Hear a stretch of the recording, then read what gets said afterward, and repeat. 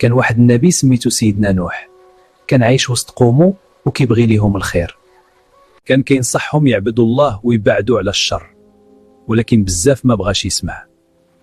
رغم السخرية والكلام الخايب، سيدنا نوح بقى صابر وما فقدش الأمل.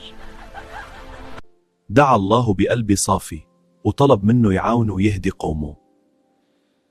الله أمر سيدنا نوح يبني سفينة، حتى إلا الأمر كان غريب. الناس ضحكوا، ولكن سيدنا نوح ما وقفش، حيث كان واثق في الله. دخلت الحيوانات للسفينة، كل واحد مع زوجه، وكل شيء بأمر من الله. جاء الطوفان، ولكن اللي كان في السفينة كان في الأمان. جاء الطوفان، ولكن اللي كان في السفينة كان في الأمان. وقصة سيدنا نوح كتعلمنا نصبروا ونطيعوا الله، حيث اللي كيتق فيه ما كيخيبش.